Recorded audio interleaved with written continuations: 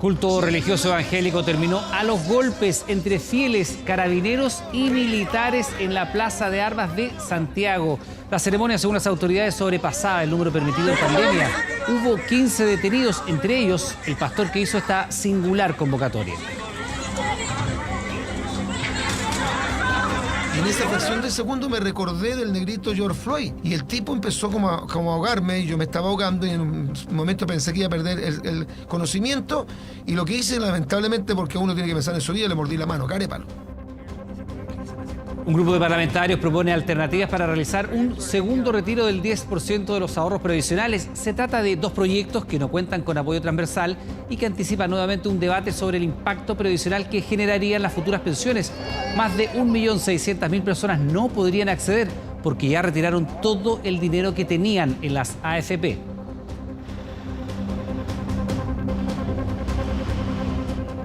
Todavía no hay definiciones sobre cómo votarán los pacientes infectados con COVID-19 en el plebiscito del 25 de octubre. Hasta el 10 de septiembre hay plazo para definir un protocolo. El presidente promulgó la ley que le da más atribuciones al CERVEL y se comprometió para que sea un proceso participativo, seguro, transparente e informado. Hay impacto en Brasil. Acusan a una diputada, predicadora y cantante de gospel de orquestar el homicidio de su esposo junto a 5 de sus 55 hijos. Además, la Fiscalía Local afirma que antes intentó 5 veces envenenar a su pareja. La popular política, que ha sido incluso inspiración de películas, no está detenida porque tiene fuero parlamentario.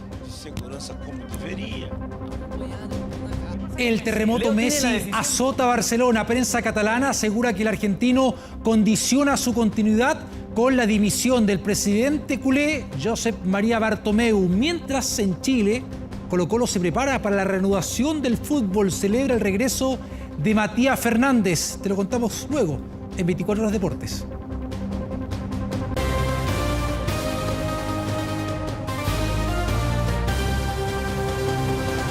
¿Cómo están? Buenas noches, bienvenidos a las noticias. La Plaza de Armas fue escenario este día lunes de una violenta gresca entre feligreses, carabineros y militares. Esto debido a la realización de un culto religioso evangélico con más de 60 personas, pese a que en las comunas que están en transición solo pueden reunirse hasta 10 personas. Varios lesionados, un carabinero mordido y 15 detenidos, entre ellos el pastor que convocó esta singular reunión religiosa. Mire. Todos los días del año se ora. Un hecho recurrente durante la pandemia, la terquedad de líderes y seguidores religiosos para saltarse las medidas sanitarias. Y es que si en los primeros meses del virus fuimos testigos de reuniones bajo techo, la de este lunes a espacio abierto terminó con incidentes.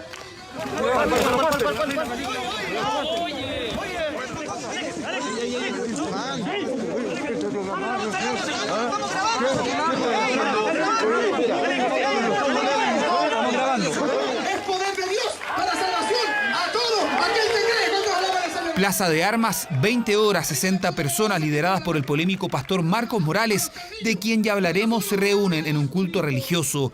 Pese a que usan mascarillas, rompen una regla de las comunas en transición, aglomerar a un máximo de 10 personas en espacios abiertos. Ya necesito todos, cada uno con sus identidades. Vaya a pedirle a todos los que están en la plaza. Pues, claro, vayan allá, andan haciendo, quemando cosas, metiéndose en los locales. Por eso interviene carabineros, incluso efectivos del ejército.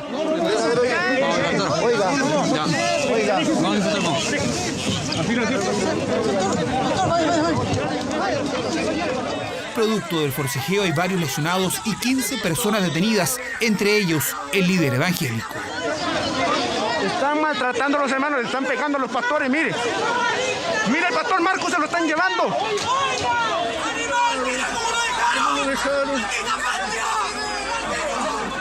Bueno, efectivamente hay que entender que nosotros estamos en la fase 2, no tenemos cuarentena, pero también hay otras circunstancias que pueden proceder a la detención o también a una infracción, como por ejemplo el uso de la mascarilla o no mantener también la distancia prudente.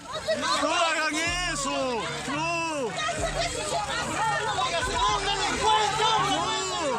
Bueno, les muestro cómo las joyas de la batalla. Y ahí se armó una trifulca, ellos hicieron abuso de autoridad, tiraron gas pimienta a varias hermanas mujeres, las golpearon, hermanos. Un pastor polémico que vuelve a hacer noticia. Marcos Morales, que ya tenía acusaciones por violencia y acoso, quedará en arresto domiciliario durante 60 días tras los incidentes de este lunes.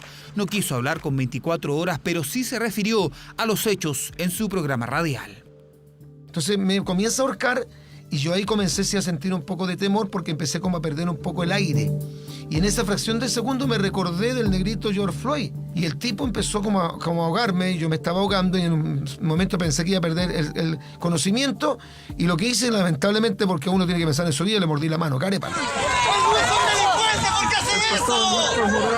Pero Carabinero también se busca, muchas veces por su accionar, el odio de la gente. Y ellos reaccionaron de una forma muy, muy brusca. Ellos dijeron que nosotros fuimos bruscos, no, ellos lo fueron. ¿Qué hemos hecho en estos 5 meses, Morar? Hemos sido respetuosos de las leyes. Otra vez un líder religioso que desafía las normas sanitarias en su página de Facebook, donde tiene miles de seguidores, subió las imágenes de un culto religioso que realiza semanalmente y que es denominado Lunes de Victoria. Allí en Plaza de Armas, uno de los puntos más concurridos de Santiago y donde por supuesto no todos están de acuerdo con estas reuniones. Están en su derecho, pero es que también hay que entender que igual hay gente que no es católica y pues necesita por obligación respetar las normas. Creo que es una irresponsabilidad, porque si fuera así, la iglesia también, la catedral y todas las iglesias que están acá en el centro de Santiago tendrían que abrir. Hacemos este llamado a poder tener la paciencia necesaria para que en el momento indicado lo hagamos en forma ordenada, pacífica, porque somos gente de paz. Una comuna, una región que lucha por salir paso a paso del confinamiento. Poco ayudan imágenes como estas, donde la transgresión de seguidores y sobre todo líderes religiosos ponen en riesgo el lento avance de un país en pandemia. Serios incidentes se produjeron la noche de este lunes en la Ruta 5 Sur en la Araucanía. En medio de barricadas, el furgón en que viajaba un matrimonio con una mujer embarazada de 5 meses junto a sus 2 hijas recibió impactos de bala. Y mientras un sector del gremio de los camioneros amenaza con una movilización, un nuevo ataque incendiario se registró esta tarde en la comuna de Contulmo. Empezaron los balazos. ¡Cuidado! ¡Arranca! ¡Están saliendo! ¡Arranca, arranca! ¡Arranca! Nuevo episodio de violencia en la llamada zona roja de la Araucanía. La tarde del lunes, encapuchados encendieron barricadas y efectuaron disparos en el sector del acceso a Coyico, en la comuna de Ercilla. Entre los vehículos atacados, carros policiales y un furgón particular donde viajaba una familia. Las víctimas son un grupo familiar compuesto por 2 adultos, entre ellos una mujer con 5 meses de embarazo y 2 hijas menores de edad de entre 10 y 8 años respectivamente. Señalan las víctimas que fueron atacadas, que los sujetos efectúan disparos en contra del vehículo. El peritaje policial determinó que una bala ingresó por el parabrisas del vehículo a la altura del conductor y atravesó el interior de la cabina. Además de otros impactos igualmente de proyectil único que dan en la puerta del copiloto donde circula la mujer embarazada y un tercer impacto de proyectil múltiple que causa daños en el sector donde circulaban las menores de edad. Combustión de camión con carga de cemento. Segundo ataque armado y con pocas horas de diferencia que afecta a vehículos donde viajaban menores de edad. El pasado viernes en Coyipulli, un camión recibió impactos de bala en la cabina que dejaron lesionada a una niña de 9 años con un proyectil calibre 22 alojado en su espalda. Se trata de delincuentes desalmados, personas que solo se explica no tienen alma, no tienen respeto por la vida de las otras personas, especialmente cuando se afecta, cuando se dispara en contra de familias y de niños. Durante la tarde de este martes se produjo un nuevo atentado en contra de un camión en la comuna de Contulmo. El vehículo, que se dirigía hacia Leu, cargado con mercadería para un supermercado, fue emboscado por desconocidos que le prendieron fuego a la máquina. En medio de este clima de tensión, se ratificó el paro de los camioneros a partir de este jueves. Según un comunicado de la Confederación del Transporte de Carga, la protesta se realizará en forma pacífica y sin afectar la cadena de abastecimiento. Pero frente a las cámaras, el presidente de la organización gremial deslindó responsabilidades. Nuestros camiones se detendrán en las bermas de las carreteras de la República y muchos quedarán en sus parqueaderos para asegurar la cadena de abastecimiento en la República. La responsabilidad es del Parlamento y del Poder Ejecutivo. El subsecretario del Interior dijo que el gobierno está abierto al diálogo, pero sin amenazas. Es sin extorsiones y sin amenazas, sin ultimátums. Y menos aún si la amenaza es dejar desabastecida a la población. En ese caso, la ley nos provee de instrumentos jurídicos y nosotros, sin lugar a duda, actuaremos en consecuencia si así ocurre. Protesta en demanda por mayor seguridad en las carreteras y también para que el Congreso apruebe 13 proyectos que apuntan a la prevención, persecución y aumento de penas para delitos contra la propiedad. Por todo esto, los gremios realizan gestiones para un encuentro con los líderes del Senado y la Cámara de Diputados. Bueno, pero no todos los gremios de los camioneros apoyan esta movilización. Hace pocos minutos la Dirección Nacional de la Confederación de Dueños de Camiones de Chile adoptó una decisión.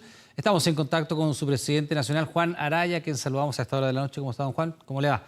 Hola, buenas noches. Bueno, explicar un poco sucintamente. Hay varias organizaciones gremiales de camioneros en nuestro país. Está Chile Transporte, que reúne a las grandes empresas. Está la Confederación Nacional de Dueños de Camiones, que usted preside, que tiene más de 60 años como organización gremial, y también está la Confederación Nacional de Transporte de Carga, que es esta organización que sí está llamando al paro. ¿Ustedes se marginan de este movimiento? ¿Por qué y qué van a hacer? Primero, nosotros tenemos una política dentro del directorio de la Confederación y el Congreso Nacional, que nosotros estamos por el diálogo, a buscar soluciones, conversando con todo el mundo. Nosotros en la zona de la Araucanía es horrible lo que está pasando hoy día y que está aumentando los tipos de delitos. Lo que nos extraña a nosotros es que no se puedan detener a los hechores. Digamos, no sé cuántos años, queman un camión, parece que vinieran de Marte y desaparecen. En esos pueblos, en esas comunidades, todos se conocen, así que no, yo creo que una labor de la Fiscalía con las policías de ubicar a los tipos que quemaron el camión donde estaba durmiendo el señor Barrios. Falta más rapidez. Los carabineros estaban a 1 kilómetro del atentado donde iba la niña Montserrat. Entonces yo creo que falta algo en esa zona. Señora Araya, perdón, es que lo que pasa es que los hechos de violencia son conocidos por toda la audiencia. Nosotros hemos estado, de hecho, dando cuenta de aquello. Pero aquí hay un llamado de un grupo de camioneros, que son la Confederación Nacional de Transporte de Carga. Ustedes, como Confederación de Dueños de Camiones, ¿por qué no se pliegan si el diagnóstico es más o menos el mismo? Critican los hechos de violencia en la zona, demandan mayor seguridad, pero los métodos son los mismos. ¿Ustedes por qué no se pliegan a este movimiento y qué diferencia tienen con la Confederación Nacional del Transporte de Carga? Porque un paro no va a solucionar el problema. Nosotros sabemos de paro, la Confederación, que es una historia. No vamos a solucionar el problema. La solución se busca de otra manera. Nosotros vamos a producir caos, y sobre todo cuando salen los dirigentes diciendo que no va a haber azúcar, no va a haber arroz, no va a haber medicamentos. Entonces eso es muy peligroso, porque eso también es terrorismo. Por lo tanto, nuestros camioneros no van a estar en esta movilización. Sobre todo que son pequeños transportistas, miles de pequeños transportistas que trabajan todos los días. Perdón, ¿usted califica como una declaración que tiene una intención terrorista cuando algunos camioneros han señalado que no van a transportar ni siquiera medicina? Usted dice que eso también es terrorismo, eso es lo que está diciendo. Si usted dice, yo soy camionero, digo, no va a haber abastecimiento de azúcar, de los productos esenciales para la comunidad, quiero que, y amenazo con eso, y amenazando no solucionamos los problemas. Tenemos que sentarnos a conversar con el pueblo mapuche, con los agricultores, con toda la gente que vive en la zona. Eso tenemos nosotros 14 asociaciones gremiales dentro de la Araucanía, incluyendo la provincia de Arauco. Juan Araya, pero de igual manera, pese a que ustedes tengan una trayectoria más larga que la Confederación que está haciendo este llamado a paro para el jueves, igualmente el gobierno se reúne hoy con estos dirigentes. De hecho, hubo una reunión entre el ministro Víctor Pérez y Sergio Pérez, quien preside la CNTC. Ustedes han quedado un poco al margen de este diálogo porque también me imagino yo, la inseguridad que afecta a los camioneros de la Confederación Nacional de Transporte de Carga, los afectará a ustedes como Confederación Nacional de Dueños de camiones. Estas conversaciones con el gobierno las hemos tenido en este gobierno, en el otro gobierno, en el otro gobierno, en el otro gobierno. Por lo tanto, nosotros, la Confederación, el directorio se reunió hoy día, acordó no participar con la CNTC ni con ningún otro organismo. Nosotros tenemos un camino aparte con conversaciones con el gobierno, con diálogo con los senadores y diputados y con la comunidad que está en la Araucanía.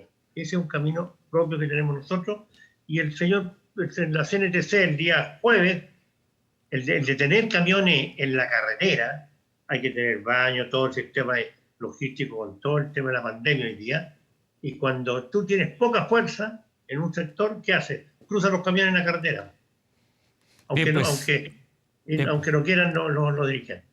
Ese es un tema serio. Por lo tanto, nosotros no vamos a dejar de abastecer a la gente en las ciudades con bien, pues Juan Araya, presidente de la Confederación Nacional de Dueños de Camiones, le damos las gracias por estos minutos. Que tenga una buena noche. Muy amable. Gracias a ustedes. Vamos ahora a revisar otras informaciones. Durante la pandemia, los asaltos de los llamados motochorros disminuyeron, pero en los últimos días esta tendencia cambió. 2 parejas de asaltantes fueron descubiertos y atrapados por carabineros. Una de ellas tuvo el fin de atraco que no olvidarán. Mire.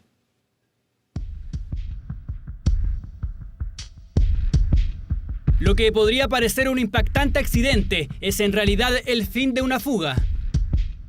Contra el tránsito iba una pareja de motochorros, a eso sumarle el exceso de velocidad, combinación que por poco no fue fatal.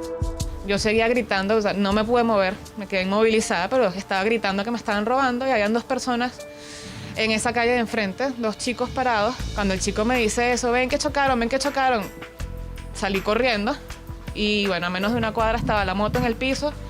Quien nos habla sin mostrar su cara es la víctima. Con signos de nervios, pocas horas antes la asaltaron por primera vez en Chile desde que llegó de Venezuela hace 3 años. Iba caminando cuando le escribió su jefe. Sacó el teléfono, momento de distracción para ella, de oportunidad para él. Intentó reaccionar, forcejeó por segundos, pero fue inútil. El ladrón escapó, en la otra vereda lo esperaba el conductor de la moto, así huyeron. Impotencia, ganas de llorar porque era mi teléfono. Me cuentan que me venía siguiendo, según lo que se ve en las cámaras, pero yo no sé si por distraída, a lo mejor sí me pasó por algún lado, pero no recuerdo haberlo visto. El robo ocurrió en esta esquina, sin embargo, solo alcanzaron a escapar un par de metros, una cuadra para ser precisos. A pesar del choque, los 2 delincuentes intentaron huir a pie, pero fueron capturados a metros. Estos sujetos juntos acumulan más de 30 antecedentes policiales respecto a diferentes delitos, en los cuales destaca el robo con sorpresa, robo por fuerza, la receptación, portar elementos conocidamente destinados para la comisión de ilícitos. Por lo tanto, es una gama de delitos prolíficos.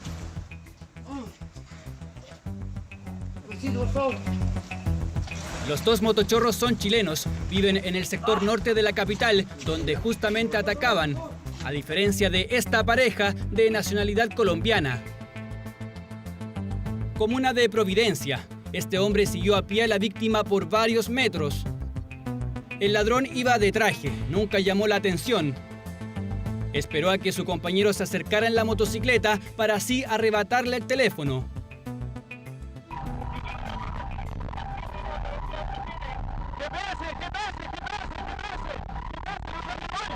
A diferencia del caso anterior, estos motochorros alcanzaron a escapar un poco más. Fueron 10 minutos, pero los patrulleros le respiraban en las orejas. Como son delitos de oportunidad, muchos de ellos, sobre todo los que ocurren en la calle, los robos por sorpresa, los robos con intimidación o con violencia, muchos de ellos son delitos de oportunidad. En el fondo, el delincuente va a actuar sobre la víctima que esté más desprevenida, que tenga sus objetos de valor a la vista. Los motochorros fueron formalizados, quedaron con arresto domiciliario nocturno y prohibición de salir del país. Escenario diferente para esta otra pareja.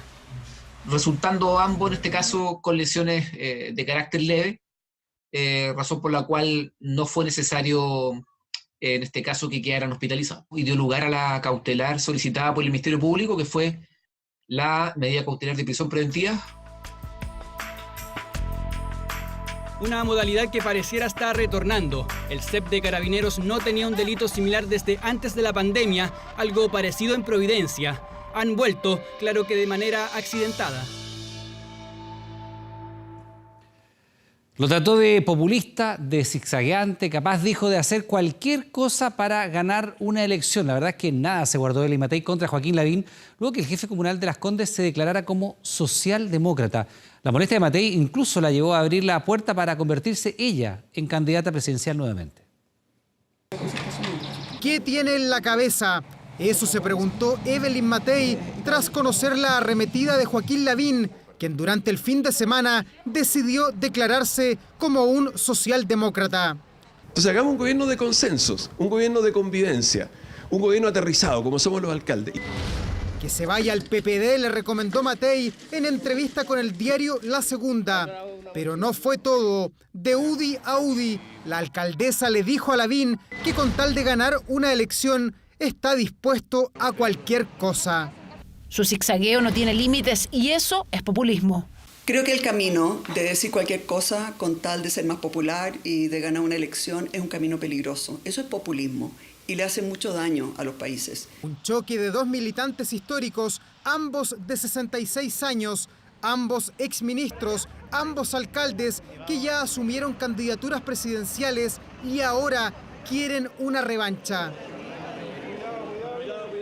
¿Está dispuesta a reconsiderar una candidatura? Con la desafección que claramente está ocurriendo en los sectores más de derecha, una perfectamente puede pensar algo así. ¿Una candidatura presidencial? Sí, ¿sabe qué más? Una tiene que ser fiel a lo que cree, a lo que ha sido. Hoy día ha sido un día bastante movido. Ustedes me imagino que sabrán por qué. Hoy confirma lo que hace 2 semanas ya daba vuelta en una conversación con 24horas.cl. De repente las cosas pasan y tú te ves en la mitad y te ves envuelta y ahí tú no dices que no, ¿no es cierto?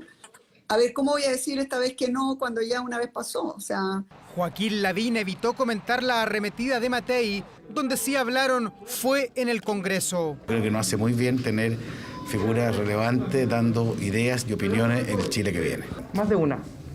Más de una, si eso es bienvenido, que haya más de una y puede ser más todavía, si eso es bueno y eso habla de un partido que está vivo. La estrategia de Joaquín Lavín es la adecuada y no hay que molestarse ni hacer caricaturas sobre los dichos de él.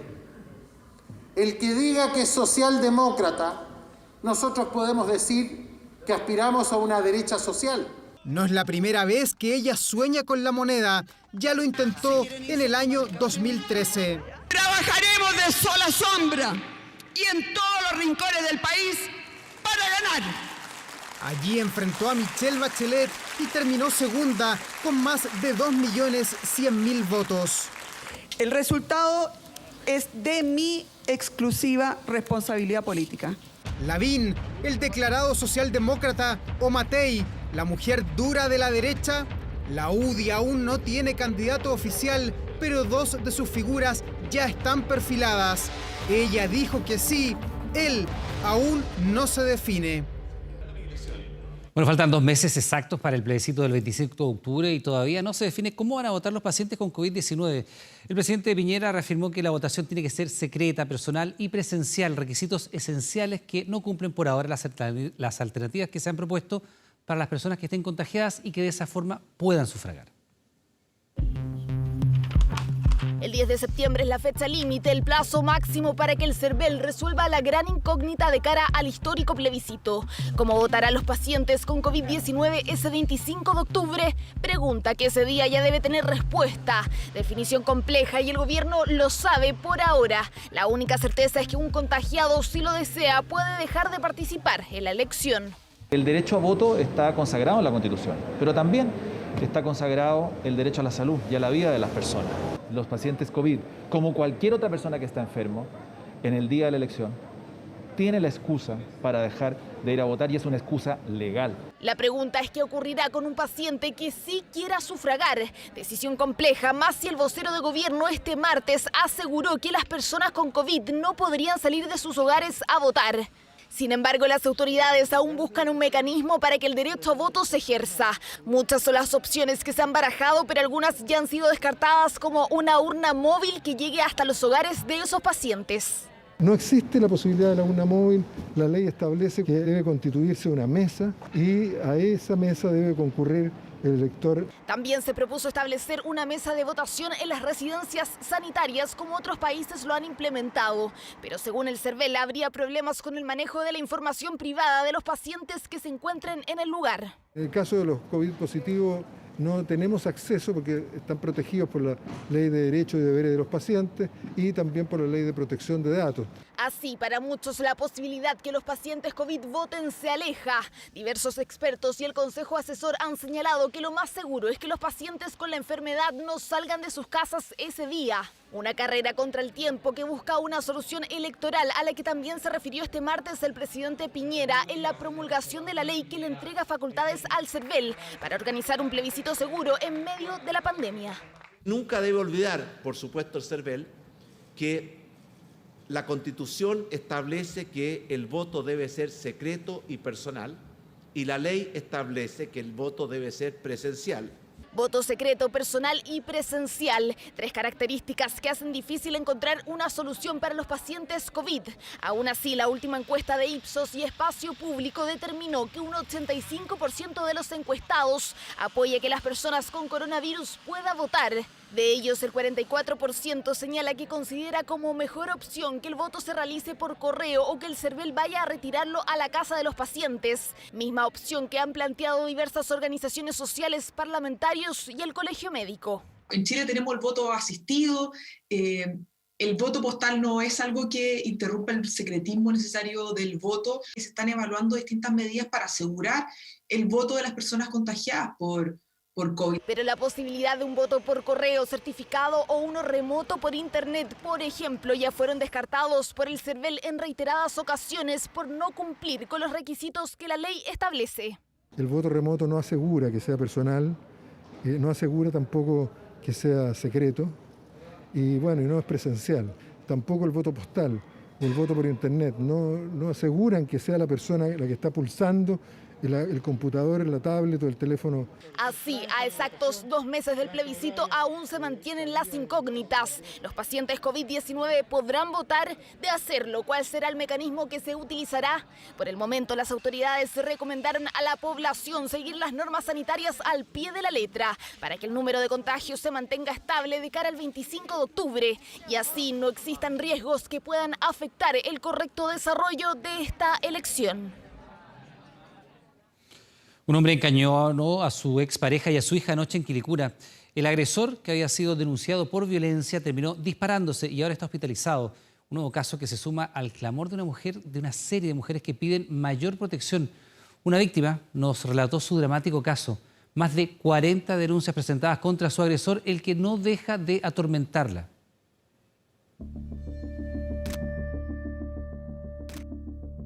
La mujer víctima de esta historia ya había denunciado violencia intrafamiliar hace tiempo, pero no hubo una determinación de la justicia contra su expareja, ninguna medida de protección tomada.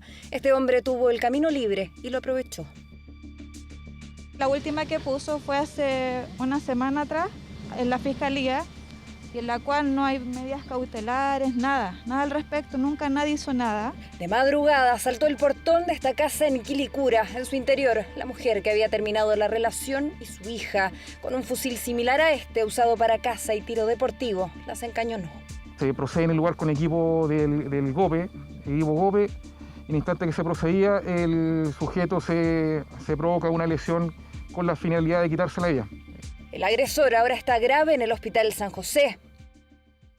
¿Por qué no se dictó una orden de alejamiento en este caso? De haber existido esta orden, habría sido garantía de mayor seguridad para esta mujer y su hija. A partir de la experiencia de otras mujeres, podemos decir que no. ¿Cuál es tu mayor miedo? Que él me mate. ¿Lo has pensado? Sí.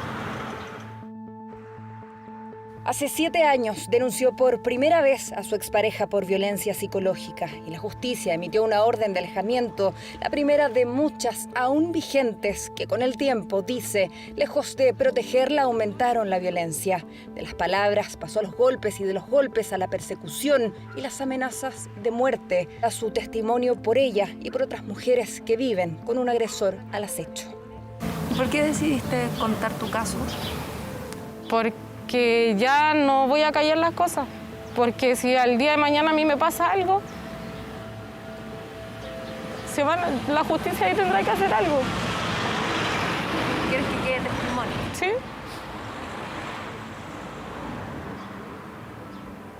Porque después que pasan las cosas, la justicia hace algo. ¿Hay medidas de alejamiento más drásticas? Solo una vez que la causa se investiga por la Fiscalía y que el agresor es formalizado. Solo en esa instancia se podrían tomar medidas más gravosas, aunque pocas causas llegan hasta este nivel. Varias de ellas se convierten en letra muerta, como en el caso de Camila. ¿Por qué, existiendo medidas más radicales como la privación de libertad, no son elegidas por los tribunales? Una razón sería las bajas penas que existen en Chile por delitos de violencia contra la mujer. Tenemos penas muy bajas y en esos casos las medidas de prisión preventiva suelen no aplicarse, salvo que haya algún tipo de reiteración. Y eso debiera llevarnos entonces a preguntarnos, bueno, entonces, ¿qué tipo de soluciones podemos aplicar? Y ahí es donde uno dice, bueno, entonces falta la perspectiva de género, falta entender qué vamos a hacer para que esta mujer no se desista de su denuncia, continúe en el proceso penal, qué es lo que ella necesita en particular, de qué manera la vamos a apoyar. El caso de Norma abrió el debate, fue incluso la propia ministra de la Mujer quien cuestionó la liviandad de la medida en contra del principal sospechoso de su muerte. Una mesa técnica intersectorial será la encargada de elaborar un plan de medidas más concretas de protección que incluyan nuevas tecnologías como el monitoreo telemático, por ejemplo. Llevamos años trabajando y haciendo esfuerzos, ¿no es cierto?, multisectoriales para mitigar la violencia de género. Llegó el momento en que tenemos que avanzar en prevención, porque claramente seguirnos haciendo cargo solo de la atención no ha dado los resultados esperados. Esta mesa tendrá plazo hasta el 1 de diciembre para entregar posibles soluciones. En el caso de Quilicura, el hombre se recupera. La mujer y su hija quedaron en shock. Podría haber sido mucho peor. El desierto de Atacama completamente nevado, inundaciones y hasta tormentas eléctricas dejaron las fuertes precipitaciones y viento en la región de Antofagasta. Valparaíso también sufrió los estragos de un frente que no solo generó grandes marejadas, sino que hasta vientos de 120 kilómetros por hora. La sacó de cuajo, Felipe.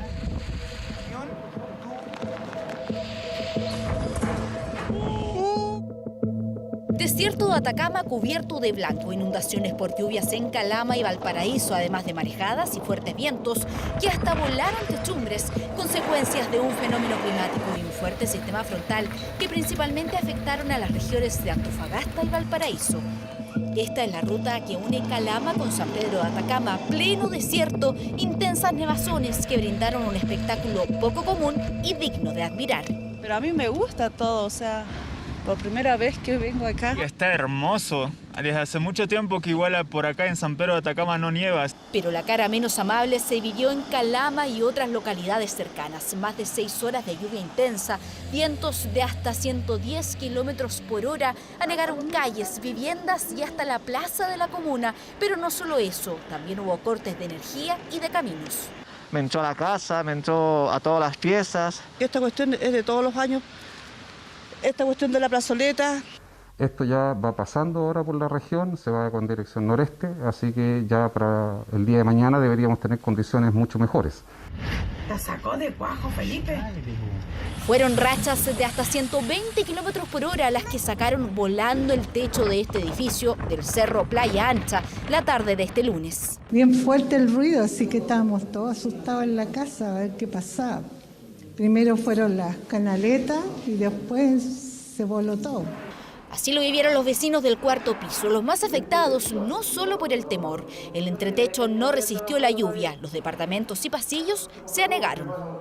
Yo vi en el departamento acá, entonces le puse aquí para que no se fuera no entrara a la casa misma. ¿Empezó a caer a los otros pisos también? Empezó de aquí a caer a los otros pisos, como una cascada. Afectación por dentro, pero también por fuera. Los restos del techo cayeron sobre los autos de los vecinos y se esparcieron por varios metros a la redonda. Fue el viento, que además provocó fuertes marejadas en el borde costero. En el molo de Abrigo, tripulantes de un buque de la Armada tuvieron que resguardarse en una caseta, mientras el fuerte oleaje se llevó al fondo del mar 2 vehículos y una moto.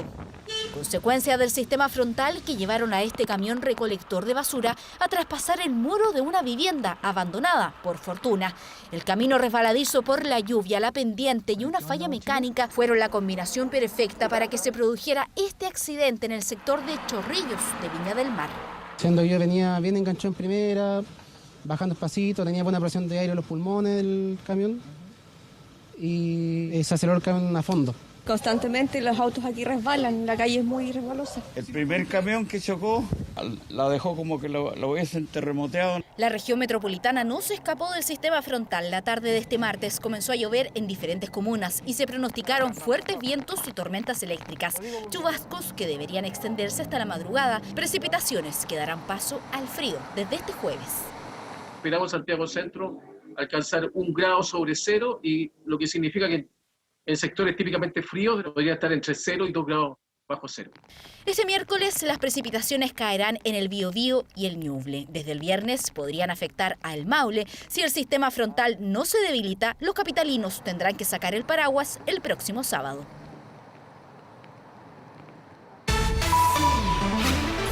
Ahora.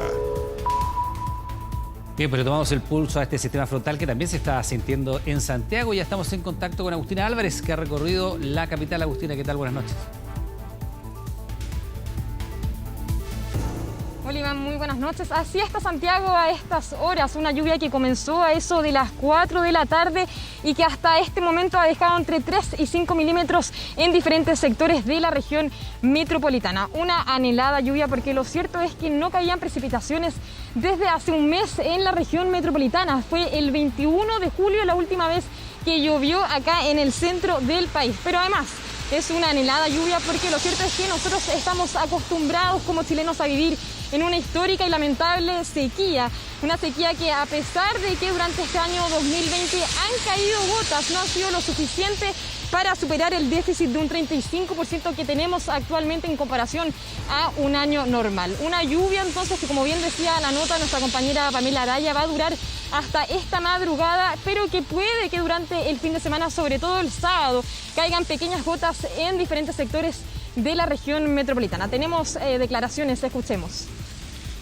Esperamos ahora chubascos aislados, más bien de carácter débiles, no vamos a acumular más allá de, en el mejor de los casos, 5 milímetros. Esta condición va a estar comenzando ahora. Durante la noche podría aumentar un poco las precipitaciones y ya en la madrugada ya en franca declinación.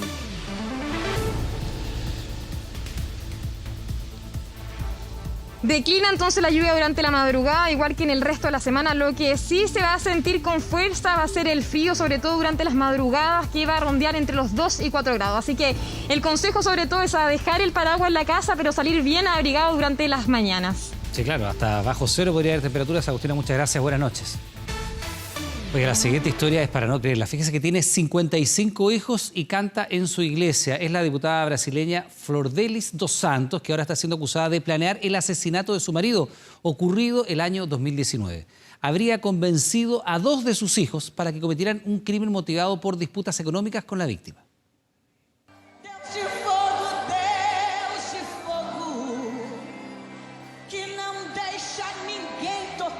Cantante de gospel, pastora evangélica, diputada y madre de 55 hijos, 4 biológicos y 51 adoptivos. Flordelis dos Santos ahora está acusada de ser la mente detrás del asesinato de su marido en junio de 2019. Anderson do Carmo era pastor y tenía 42 años. Al llegar a su casa en la ciudad de Niterói, vecina a Río de Janeiro, y en una acción que los homicidas intentaron hacer pasar como un robo, le dispararon en 30 ocasiones. Durante el velorio, la policía detuvo a 2 de sus hijos, uno acusado de comprar el arma y el otro de dispararla.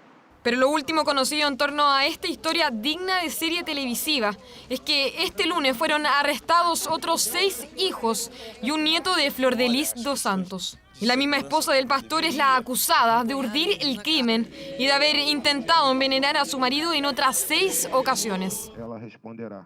Ella fue responsable de homicidio calificado, intento de asesinato, identidad falsa y estar involucrada con el crimen organizado.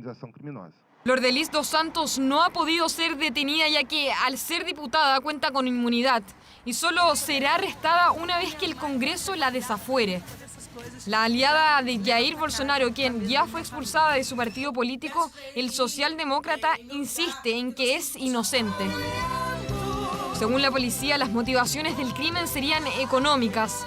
Ella y su marido tenían una iglesia neopentecostal y administraban al menos 3 templos en sectores vulnerables de Río de Janeiro. Eran sumamente influyentes, pero por sobre todo manejaban altas sumas de dinero. El motivo del crimen sería el hecho de que la víctima mantenía un estricto control de las finanzas familiares y no permitió un trato preferencial a los más cercanos a Flor de Lis, en perjuicio de los otros miembros de la gran familia. Un crimen bárbaro, un crimen cobarde, y hoy podemos dar por terminada esta investigación. Flor de Lis dos Santos demostraba una vida de ensueño junto a su marido. Incluso en 2009 fue rodada una película que retrataba su historia de amor y superación con sus 55 hijos. Pero la historia pasó a ser una intriga policial. La diputada ahora debe enfrentar a la justicia, acusada de idear el crimen y convencer a sus hijos para ejecutar a su marido en el estacionamiento de su propio hogar. La Contraloría presentó el informe final respecto a las diferencias detectadas en el conteo de fallecidos por coronavirus en Chile. ¿Qué dice? La entidad advirtió que los informes diarios y semanales deben contemplar la totalidad de decesos confirmados y probables, los dos. La Subsecretaría de Salud recibió el pasado viernes este informe que detectó una diferencia del 10 de junio de 2.200 decesos entre las estadísticas manejadas por el MinSal y las cifras del DEIS, situación que fue ajustada al acoger la recomendación de la Contraloría de integrar los datos. El ente fiscalizador registró otra diferencia en el informe del 23 de julio, ya que pese a considerar la información del DEIS, la autoridad sanitaria no incluyó 4.176 decesos sospechosos o probables en el informe de fallecidos. Recordemos que esta auditoría fue solicitada por el mismo ministro de Salud. La subsecretaria respectiva deberá adoptar las medidas que estime conveniente e informarlas a la Contraloría en un plazo de 20 días hábiles.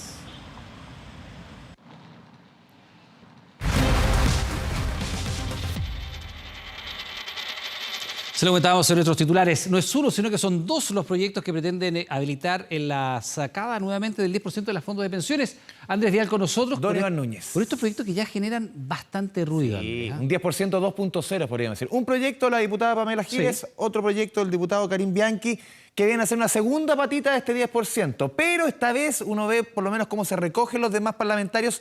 No tuvo la misma recepción que la vez anterior. Muchos muy cautos. Vamos a ver, quizás... No se descarta que en un par de meses más esto pueda tomar más vuelo. Yo diría imaginando que todavía. La economía no levante. ¿Ah? Yo diría todavía. Por eso.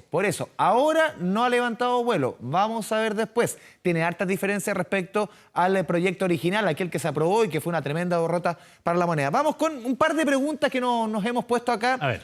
Por ejemplo, ¿qué pasa con las personas que retiraron todo el dinero en el primer 10%? Eso es prácticamente 1 de cada 4 personas tenía la posibilidad de retirar todo el dinero. Ellos no podrían retirar nada. De aprobarse este proyecto, que todavía no es nada más que una idea planteada, no podrían sacar absolutamente ni un peso. Porque ellos ya no tienen fondos. No tienen fondos. Se acabó el dinero. Ellos quedan fuera. A ver, ¿qué pasa con los que no retiraron el primer 10%? Recordemos que este 10%, este ya que es ley, está vigente hasta el 30 de julio del próximo año. Ya, por eso, le queda... Hay que decir un año casi. Incluso si prosperaran estos 2 proyectos distintos, todavía la gente tiene plazo para hacer el retiro. Tiene un año de plazo. Tendría que sacar, si es que los 2 fueran ley, uno un 10% y otro un 10%. No sacar los 2 juntos, porque son 2 proyectos distintos. Y los proyectos buscan que se pague en una sola cuota. A diferencia del que ya está vigente, que es en 2 cuotas. Era en 2 cuotas en el caso de más de 1 millón de pesos. Justamente en este nuevo proyecto del 10% indagó Jaime Quesada. Ya convence a varios. Ojalá. Sería una ayuda para la población, para todo en general. Esperamos que todo el dinero que tenemos en la AFP realmente sea para los trabajadores y trabajadoras. Es una plata que es de los ciudadanos, que es de la gente trabajadora y hay mucha aflicción en estos momentos. A casi un mes del inicio del proceso del retiro del 10%, parlamentarios proponen realizar un segundo, aunque con algunos cambios. Por ejemplo, poder devolver el dinero solicitado y así hacerlo una política permanente.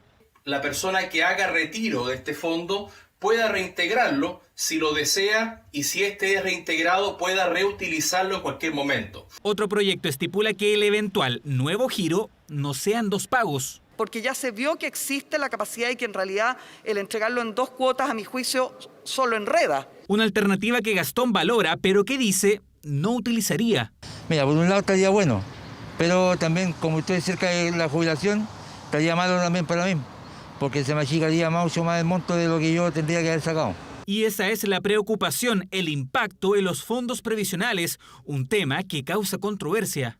Esto es, como te digo, abrir una puerta, no una puerta, abrir un portón, ¿cierto?, para ir licuando los fondos de pensiones y por lo tanto perjudicando más y más las pensiones futuras. El retiro del primer 10% dio un impulso a la economía y al consumo nacional. Hay que tener a la vista que en Chile ya las pensiones son insuficientes, ya técnicamente no pueden ser clasificadas como pensiones. Insistir en retirar fondos que hoy día están ahorrados para gastar hoy día versus las pensiones de mañana, lo único que hace es perjudicar la idea de poder cambiar las pensiones y mejorarlas en el futuro. No tenía tantas lucas porque salí a estudiar hace poco, empecé a trabajar hace poco, el 10% puede sacar el mínimo. Según la Superintendencia de Pensiones, más de 1,5 millones de personas retiraron el 100% de su saldo. Quedaron sin dinero en la cuenta, por eso no podrían acceder. Este proyecto de Prosperar favorecería no a los que tienen menor monto de ahorro, sino a los que tienen más ingresos. Una idea que no fue apoyada transversalmente, aunque tampoco hubo un cierre de puerta definitivo. Me parece una maniobra distractiva de querer transformar, reitero, el fondo de pensiones en un cajero automático. No lo descarto, siempre y cuando haya un mecanismo que compense a aquellas personas que en definitiva no tienen ningún fondo. 2 proyectos que buscan replicar el retiro del 10% y llevar nuevos recursos a quienes aún tienen ahorros. Ideas que ahora serán discutidas en el Congreso. Lo veíamos prácticamente, nadie le cierra la puerta, pero muchos dicen, hoy día quizás no. No sabemos, quizás en octubre, finales de septiembre, diciembre, de acuerdo a cómo se desarrolle el tema de la pandemia. También vamos a revisar números que tienen que ver con el 10% ya retirado, la solicitud ya hecha por 9,3 millones de afiliados. El 84% de ellos ya recibió por lo menos una primera parte. Vamos con los números, las ventas del comercio, Iván Núñez. Aquí llama la atención, entre el 10 al 16 de agosto, estudios, números entregados hoy día. Mira, computadores, tablets e impresoras, 297% de crecimiento. Prácticamente se cuadruplicó. Las impresoras y computadores tienen mucho que ver con el trabajo en la casa. Es que ¿sabes qué? Lo que estoy viendo aquí, porque después vienen colchones y respaldo. Y respaldo también tiene que ver con el trabajo en la casa. Y la electrónica. Sí. Bueno, evidentemente todo esto tiene que ver con el nuevo ambiente laboral. O sea, la pandemia te ha impuesto la realidad de estar más tiempo en tu casa y requerir de estos artefactos para teletrabajar muchos o para han pagado deudas, estudiar. muchos han pagado artículos de primera necesidad y muchos también han adecuado su casa como nuevo lugar de trabajo. Colchones y respaldo, un crecimiento de 248% en ventas, tú lo decías. Electrónica, televisores, audio, videojuegos, 204% de crecimiento. Teletrabajo, teleeducación, más gente en la casa, hay de todo. Las casas van cambiando. Vamos a cambiar completamente de tema, dejamos el retiro del 10%, nos sumergimos en el tema de la Ley de Protección del Empleo. Ojo, una ley que comenzó a regir en abril de este año. El pago por esta suspensión de contrato, el pago a través del Fondo de Cesantía, correspondía a un máximo de 5 meses. Quienes se acogieron a partir del mes de abril, en agosto corresponde el último pago, Iván Núñez. Entonces, ¿qué va a suceder? ¿Qué es lo que se está discutiendo en el Congreso para ensanchar, obviamente, este proyecto de ley que ya, por lo menos para algunos, se está agotando? 720.000 trabajadores suspendidos al día de hoy, de acuerdo a los últimos números. Lo que decíamos, comenzó en abril y permite hasta 5 giros. O sea, las personas que cobraron abril, mayo, junio, julio, agosto se termina. Los que empezaron obviamente a cobrar en mayo terminan en septiembre. 62.518 personas tienen su último pago en agosto. ¿Qué va a pasar con ellos? Lo vemos en la siguiente gráfica. A ver, ¿qué es lo que se está discutiendo en el Congreso? Que es lo más importante, aumentar de 5 a 7 las cuotas. O sea, la persona que recibe la última en agosto hasta octubre. Hasta octubre. También la vigencia de la ley que rige hasta octubre, extenderla hasta el mes de marzo, por si alguien parte después con la ley de protección del empleo, a partir del medio de la pandemia. Exactamente, hasta el mes de marzo. Y lo importante aquí también, que es lo medular, que es el aumento en el reemplazo del pago respecto a su último sueldo. El primer mes, 70%, eso regía para seguro de cesantía y también ley de protección del empleo, pero los siguientes meses, el segundo, el tercero, el cuarto y el quinto, un 55%. En la actual ley es decreciente, desde el 55, 50, 40 hasta el 30% se mantendría parejo en 55%. De esto que se está trabajando en el Congreso trata la nota de José Ignacio Tenas. El 21 de este mes fue el último pago de la AFC que tuvimos, de hecho. Y ahora igual estamos en la incertidumbre. Incertidumbre que le preocupa a Francisco. Tras 5 meses acogido a la ley de suspensión al empleo, los 5 pagos que le otorga el seguro de cesantía se acabaron. Un nuevo golpe a su bolsillo que se suma a la poca claridad de cuándo podrá volver a trabajar. Estar encerrado y sin plata, ya no tenemos más plata. Ya nos quedamos con el último pago, que fue poco, de 175. Imagínate ahora a nada. Como Francisco, son 62.518 los trabajadores que recibirán su último pago en el mes de agosto, una situación que preocupa a empleadores. Como el caso del restaurante Los Buenos Muchachos, estos meses solo ha sobrevivido gracias al delivery, pero según su dueño, hoy no tiene la capacidad de reintegrar a los 140 trabajadores que tiene suspendidos. Si esta suspensión, esta ley no sale, que la prolongue, que la prorrogue por unos meses, nosotros vamos a la quiebra. Y el 90% de los restaurantes va a ir a la quiebra. Las ventas de delivery que tenemos no llegan ni siquiera al 10% de las ventas que teníamos normalmente. Según establece la ley, la vigencia de esta será hasta el 6 de octubre, con un máximo de 5 giros para los contratos indefinidos y 3 para los plazos fijos. Es por eso que el proyecto presentado en julio al Congreso busca aumentar a 7 los pagos para ambos, una situación que los expertos recalcan es fundamental extender.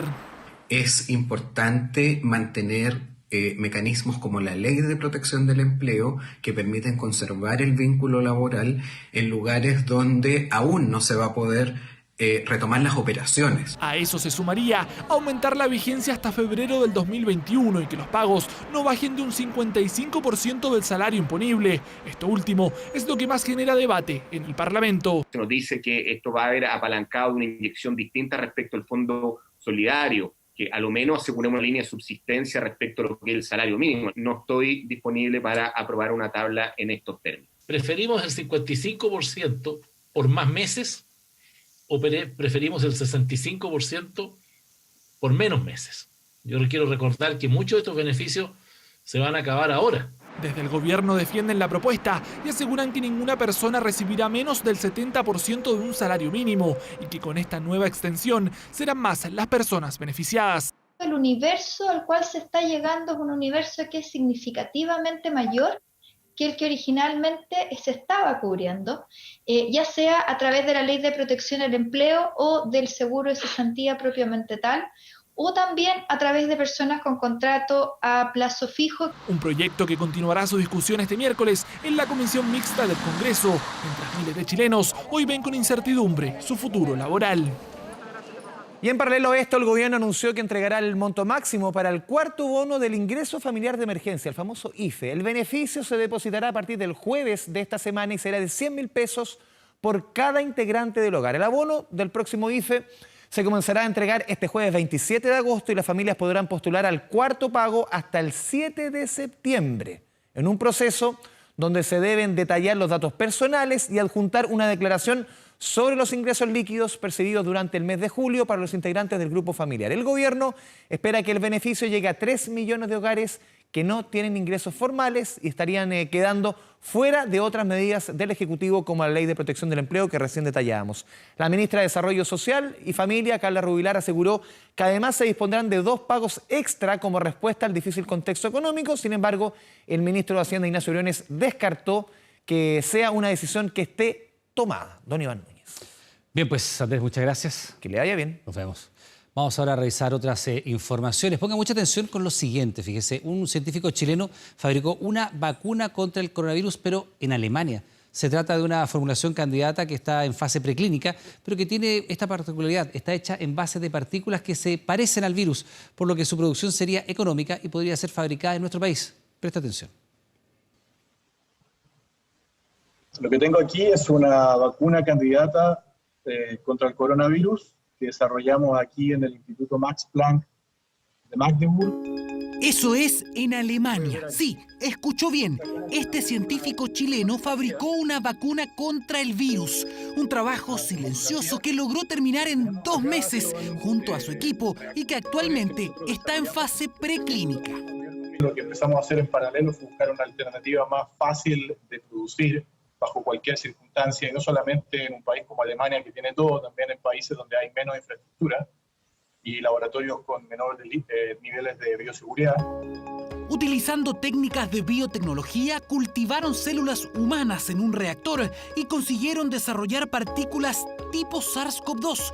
Esa es la base de esta vacuna que está siendo probada en animales. Hay diferentes técnicas para fabricar una vacuna. La mayor parte de los científicos inactiva o le saca los dientes a partículas reales del coronavirus.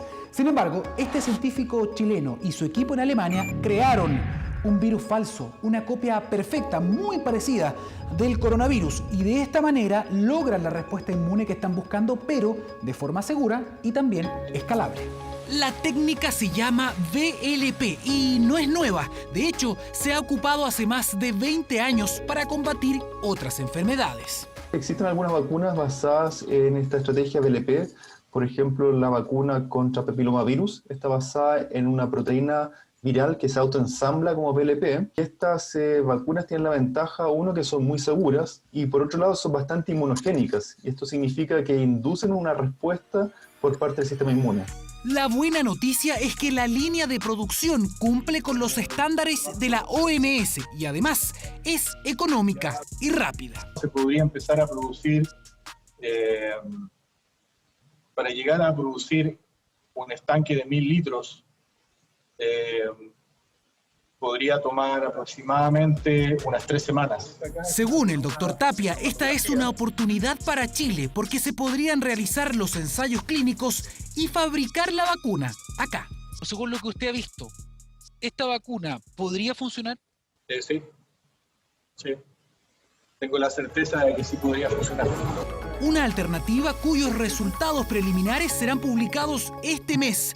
Una vacuna candidata fabricada por un chileno que busca la oportunidad para que sea apoyada por nuestro país y, ¿por qué no?, dar el puntapié inicial para recuperar una industria en la que Chile fue potencia durante más de 100 años. Vecinos agredieron e intentaron linchar a un hombre acusado de abusar de 3 de sus sobrinas. Esto ocurrió en la región de O'Higgins. La PDI intentó resguardar a este sujeto vistiéndolo de detective en medio de golpes, piedras y bombas lacrimógenas.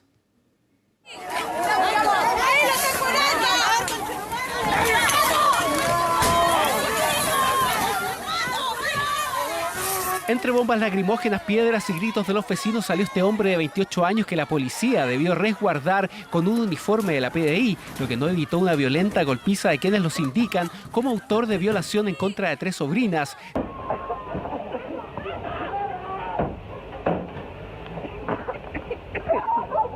Denuncia que fue realizada por una familiar directa del sujeto en la fiscalía y que además describió los hechos en una red social, lo que generó la reacción de los pobladores de la Villa Nueva Esperanza de Mostazal, quienes exigen una investigación.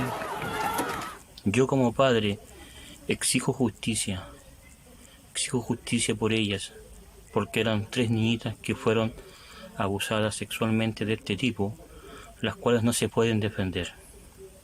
Y somos nosotros los que tenemos que defender a nuestros pequeños.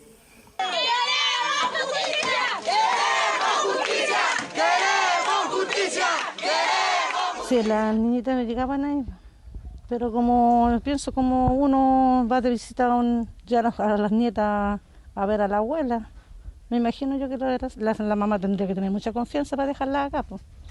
Pero a lo mejor ella no tenía idea, no sé. Duele mucho estas cosas, que yo también tengo hijos. Me estoy emocionando, pero... Esperamos que esto se se aclare, se haga justicia y si él tiene responsabilidad, pague por lo que hizo.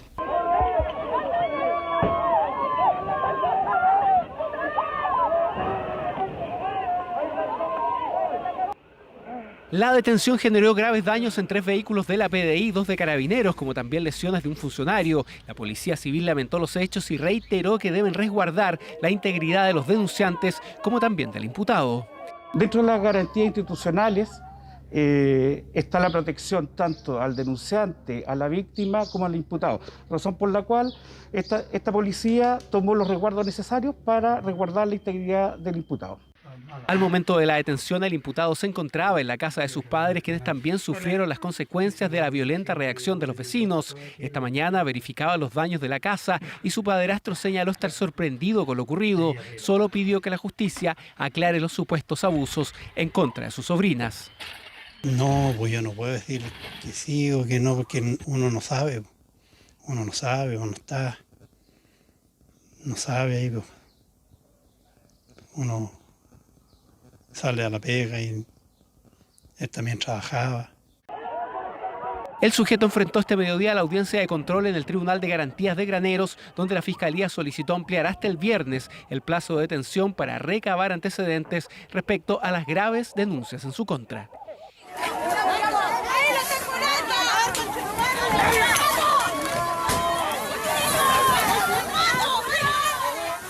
Ausencia de líderes políticos y exceso de familiares. Esta fue la tónica del arranque de la Convención Nacional Republicana, que busca reelegir al presidente Donald Trump por 4 años más.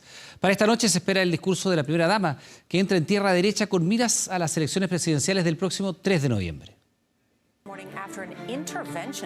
Fue la primera de 4 noches de discursos destinados a pedir un segundo mandato para el presidente Donald Trump. Todo esto en el arranque de la Convención Nacional Republicana.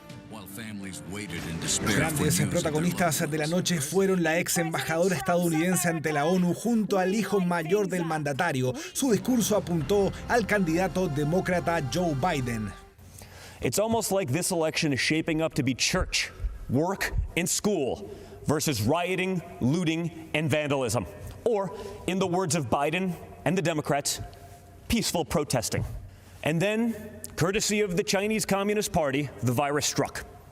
The president quickly took action and shut down travel from China. Joe Biden and his Democrat allies called my father a racist and a xenophobe for doing it.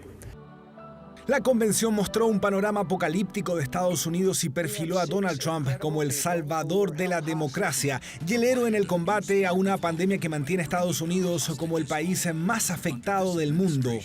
These are the incredible workers that helped us so much with the COVID.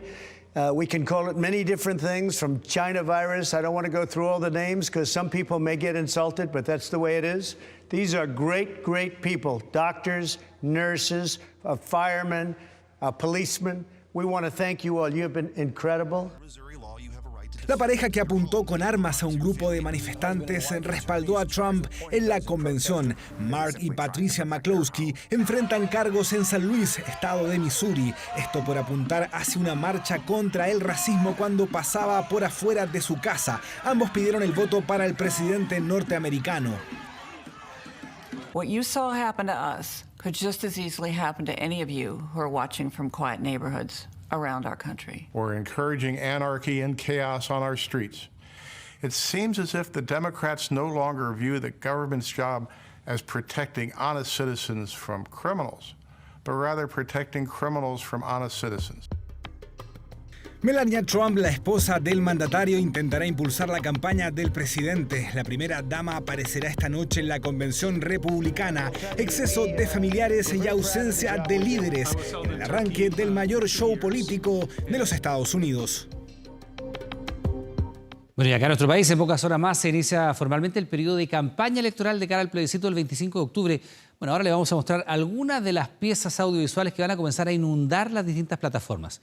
¿Qué ha preparado el apruebo? ¿Qué dice el rechazo? Mire. ¿Qué es mejor? ¿Una constitución hecha por un Guzmán o por todos los Guzmán? Soto, Pérez, Carrasco. Después del estallido y la pandemia, nuestra economía no resiste pagar un Congreso y además un Congreso constituyente. Es tiempo de aprobar. Rechaza para reformar. Aprueba. Rechazo. Apruebo o rechazo, dos opciones que desde este miércoles se tomarán las redes sociales con campañas como esta. No puedo esperar 2 años por mejores trabajos. Lo que una nueva constitución puede hacer recién en un par de años, una reforma lo puede cambiar aquí y ahora. Fue diseñada para concentrar el poder económico, pero ahora tenemos la oportunidad de crear juntos una constitución que garantice nuestros derechos. Campañas electorales que la pandemia obligó a modificar, así los clásicos afiches de antaño perderán presencia, los puerta a puerta no serán numerosos y las masivas concentraciones dirán adiós, imágenes que entonces van a quedar en el olvido. Un coronavirus que ha obligado a repensar la campaña de cara al plebiscito del 25 de octubre. Hemos hecho un rediseño de la campaña entendiendo el contexto de la pandemia y por eso hemos puesto mucho énfasis en redes sociales y nuevas tecnologías de la información. Que seamos capaces, a través de los medios telemáticos, justamente por los temas de sanidad, que seamos capaces de entender que estamos todos por un mejor país. Así pudo crear las AFPs, las ISAPRES, el Código de Aguas y una ley para privilegiar la educación privada. No puedo esperar 2 años para vivir en paz. Está comprobado. Rechazar no es oponerse a los cambios. Campañas en modo COVID-19, más ingenio, menos despliegue territorial, reflejado por ejemplo en las fotos de perfil de diversos políticos que en las redes serán reemplazadas por consignas por el apruebo o el rechazo, las que inundarán plataformas menos tradicionales durante los 2 meses. Queremos llegar a todas las personas que quieran construir un nuevo Chile, sin abusos y con dignidad. Hoy día nuestra prioridad está en impulsar una campaña segura, tomando todas las medidas sanitarias que nos permitan cuidar la salud de todos y todas. No necesitamos una nueva constitución para hacer los cambios que mejoren la calidad de vida de las chilenas y los chilenos. Por eso nuestra campaña apunta al sentido común de no perder lo que hemos ganado. Pero la campaña no solo se verá en las redes, en las calles, aunque disminuido, también habrá despliegue. De hecho, algunos parlamentarios por el rechazo ya recorrieron parte del sur promoviendo su postura, mientras en las radios sonará esto. Yo iba a votar apruebo, pero me di cuenta que la nueva constitución la van a hacer los mismos de siempre. Por eso yo voto rechazo. Las chilenas y chilenos nos ganamos este derecho a construir una nueva constitución. Vota apruebo y convención constitucional. Campañas distintas por el efecto de la pandemia, pero no por eso menos enérgica. Nosotros lo que queremos rechazar para reformar, en Chile Vamos tendremos presencia en 153 radios, también tendremos presencia en la calle y presencia en las redes sociales. Vamos a lanzar esta campaña justamente con nuestros liderazgos locales en una actividad donde queremos plantearle justamente la importancia del desafío del apruebo. Todo listo, motores en marcha, banderas al viento. El plebiscito para definir si habrá o no una nueva constitución entra a su tierra derecha con el inicio de la propaganda electoral. Bueno, esta noche precisamente el Congreso despachó la ley que va a limitar el gasto de las campañas electorales. ¿Qué ocurrió? Nos cuenta Kevin Felgueras.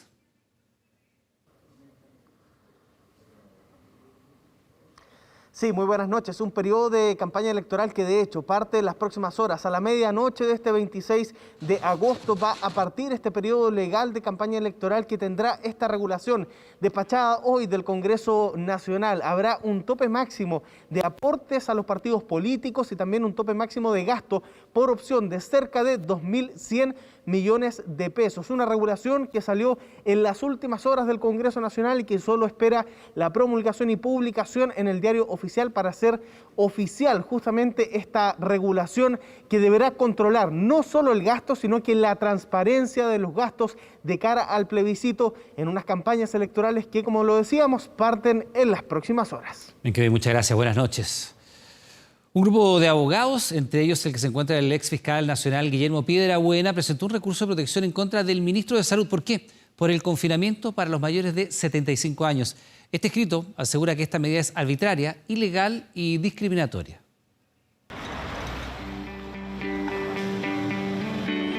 Son parte del grupo de riesgo. Más del 62% de los fallecidos por COVID-19 en Chile tiene más de 70 años y con 75 las restricciones crecen. Actualmente pueden salir solo una vez al día durante 90 minutos y sin distanciarse más de 200 metros a la redonda de sus hogares. Yo horrible. No me dejan trabajar. Soy mayor de 75 años, así que la complicación es bastante grande. El permiso se limita aún más cuando los adultos mayores viven en comunas en fase 1 y 2, porque solo pueden salir los días lunes, jueves y sábados. Ante esta restricción, un grupo de abogados chilenos todos parte del grupo considerado de riesgo, formularon un recurso de protección en contra del ministro de Salud, porque consideran que las limitaciones para ellos son discriminatorias y arbitrarias. No nos dejan ni siquiera caminar libremente, pasear, respirar. Entonces, ¿qué razón tiene eso? Los mayores somos aquellos que más nos cuidamos, o sea, somos muy conscientes. Si salimos, hacemos cualquier cosa, lo hacemos con el máximo de cuidado. En el documento firmado por 6 abogados en total, entre los que se encuentran el ex fiscal nacional Guillermo Piedrabuena, se detalla además que las medidas los obligan a mantenerse inactivos, agravando el daño a la salud física y psíquica que han sufrido por el confinamiento total. En este encierro he entendido en carne propia lo que significa el ser privado de libertad. Las personas que no hacen actividad tienen un organismo resentido, tienen menos fuerza, menos energía. El entrenamiento físico forma parte de la vida del ser humano y nosotros estamos aquí, oiga, hace 4 meses sin poder movernos. En Francia, el presidente Macron intentó en abril recién pasado confinar obligatoriamente a los mayores de 65 años, pero inmediatamente abogados, expertos en medicina y ciudadanos atacaron la medida y formaron la llamada rebelión de las canas, lo que obligó a revertir la prohibición.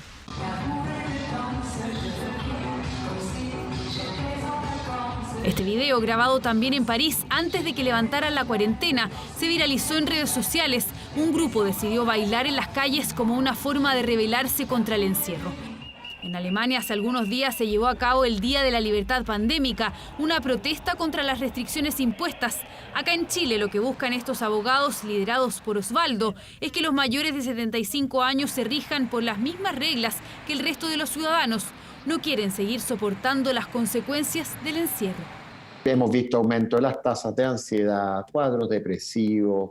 Como consecuencia de esto, ha disminuido la capacidad de hacer ejercicio, la estabilidad, por lo tanto, el equilibrio, la fuerza, la masa muscular, y hemos visto aumento de tasa, por ejemplo, de caídas. Consultado por 24 horas, el ministro de Salud no quiso referirse al recurso hasta tener mayores antecedentes. La próxima semana se iniciará una mesa de trabajo intersectorial para tomar decisiones en torno a este grupo de la población, que en Chile suma más de 1 millón de personas. Hacer frente a la grave crisis económica producto de la pandemia, la tradicional picada carretera, usted la conoce, ¿no? El Juan y Medio decidió reconvertirse. Hace algunos días comenzaron a atender bajo una nueva modalidad, servicio al auto, para atender a los clientes en la ruta sur hacia el País Viril. Desde hace 6 meses los salones del tradicional Juan y Medio lucen vacíos. Atrás quedaron aquellos tiempos donde cientos de personas hacían filas para degustar sus tradicionales platos chilenos que le dieron fama nacional como una de las mejores picadas carreteras. Pero cuando el avance de la pandemia los tenía en una seria crisis económica, surgió una genial idea. Buenas. Uy, que tengo hambre. A ver. Uy, esos porotitos con plateada se ven buenos. ¿Ya? Uno de esos. Con plateada. Sí, y un juguito natural. Aprovecharon el estacionamiento, colgaron cartas gigantes y comenzaron a atender directamente a los clientes en los autos. La rapidez y la higiene son las claves, dicen, para este nuevo desafío. Llega el vehículo, llegan los clientes en el vehículo, no se bajan, sino que se acerca una garzona, los atiende ahí mismo en el auto, hace el pedido, le lleva los platos, todo desechable, cómodo para comer, con bandejas, y después incluso la cuenta también se paga ahí mismo en el auto. Una idea genial que permite a los clientes disfrutar de plateadas, arvejado de vacuno, mechadas y arrollado guaso en el mismo automóvil. Platos ricos y sobre todo contundentes. Esto, como es la tónica de Juan y Medio, platos muy ricos que a veces cuesta comérselos de a uno solo, pero siempre ahí se nota que hay cariño, nunca están escatimando los ingredientes, así que todo muy rico como siempre. Tal es el cariño que le tienen los clientes a Juan y Medio que las familias han regresado al local en modo pandemia. Muchos son los que transitan por la carretera y hacen una pausa para consumir algún producto. Íbamos camino a Peumo y vimos que estaban atendiendo servicio al auto, así que nos devolvimos y estamos acá ahora compartiendo en familia, con mi esposa, con los niños en este almuerzo, así que no, feliz la atención, nada que decir. Rápido, muy bueno el menú, es salvación. Una idea creativa que permite mantener en funcionamiento uno de los clásicos de la comida chilena que, pese a la pandemia, sigue alegrando los paladares de conductores y familias de la región de O'Higgins. Les recordamos que a partir de las 22 horas, Televisión Nacional de Chile está autorizada para transmitir programas para mayores de 18 años. Revisamos más informaciones. Que el coronavirus fue creado en un laboratorio en China. Que el sol mata el COVID. Bueno, son solo un par de ejemplos de las ya famosas fake news que circulan en torno a la pandemia. ¿Cuáles han sido las más leídas en nuestro país? Hay un estudio de la Universidad Católica que lo reveló. Mire. Información sobre la pandemia corre muy rápido por el mundo y ha llegado hasta aquí. Lo sabe José Miguel, colombiano, hace 4 años en Chile. Que a cierta temperatura, después de 26 grados, es que muere el virus en el área superficial.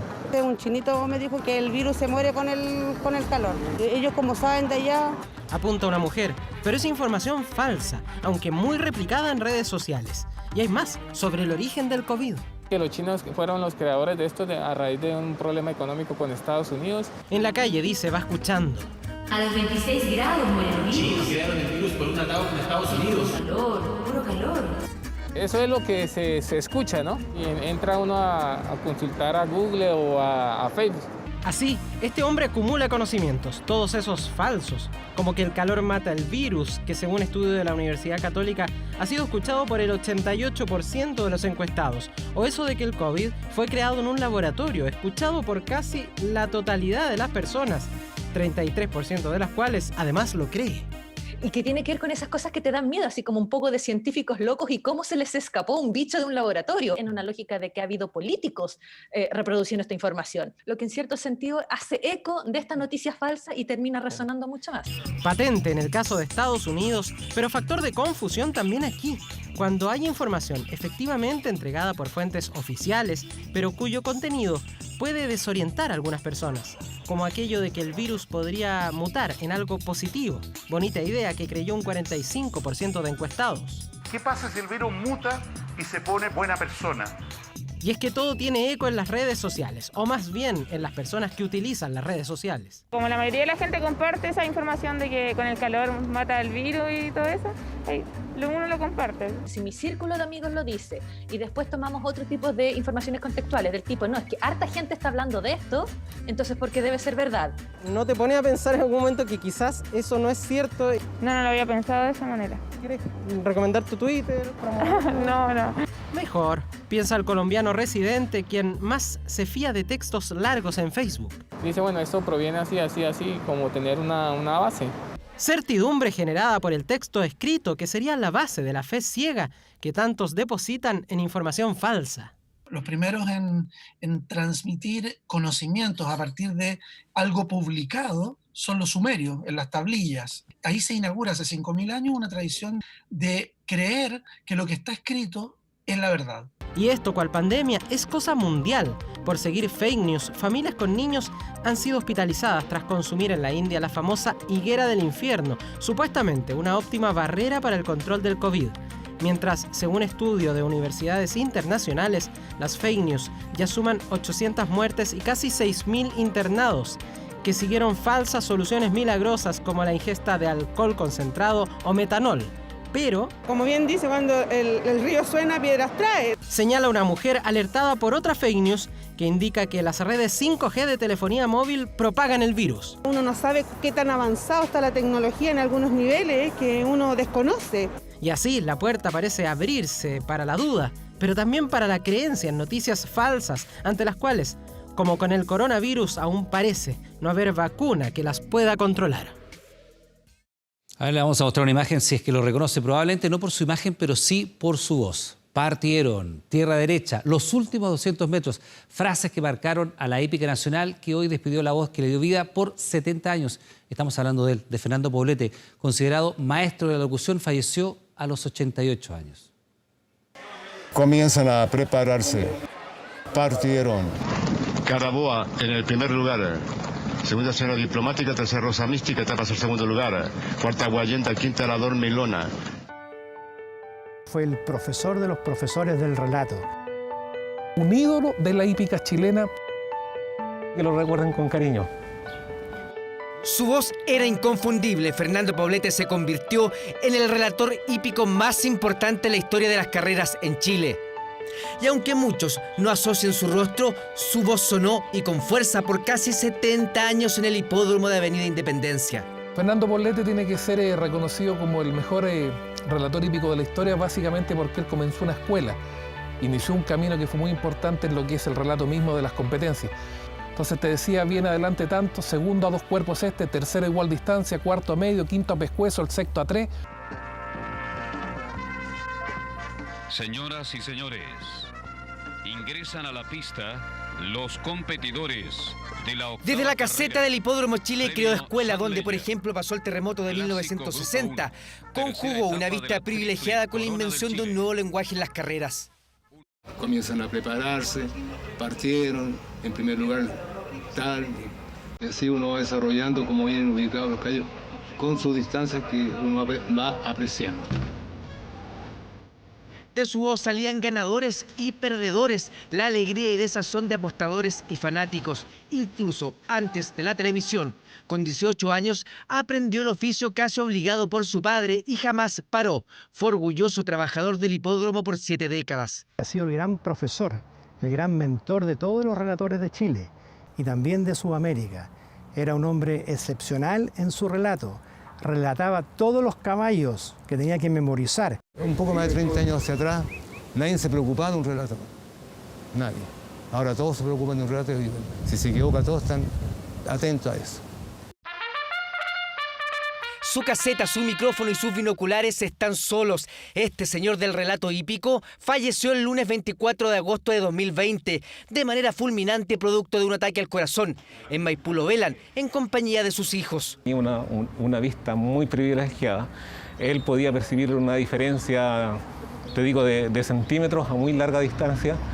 Durante más o menos la década del 70 le decían el ojo mágico porque él se jugaba cuando había una llegada muy estrecha. Él decía, ya, este es el primero, este es el segundo, este es el tercero. Acá están sus trofeos, sus fotos con los famosos y la familia. También las historias de cuando, por ejemplo, en 2008 fue elegido hijo ilustre de Independencia. El relator del Hipódromo Chile, don Fernando Poblete, quienes serán declarados hijos ilustres por el alcalde de la Municipalidad de Independencia. No existe criador, entrenador, jinete o aficionado que no conozca su voz, por eso duele tanto su partida. Las carreras eran siempre de día, hasta que se inauguró la luz artificial en el Hipódromo Chile y él fue el que dio el puntapié inicial a las transmisiones de noche. Se van los días más duros del hipódromo, 5 meses sin competencias, un rubro del que dependen 30.000 personas en todo Chile. Y pese a que en el club hípico comenzaron las carreras, Independencia está a la espera del desconfinamiento. Le cuento que hicimos PCR, 274 PCR y salió 1 positivo, que es un 0,36%. Estamos necesitando tener carrera, hemos pedido por todos los medios que nos autorizan a correr. Comiencen a prepararse para... En tierra derecha, a un pescuezo en los últimos 200 metros, Fernando Poblete dice adiós, haciendo escuela en los jóvenes relatores. Desde la soledad de la mejor vista del hipódromo, desde ahí partió el maestro del relato hípico chileno.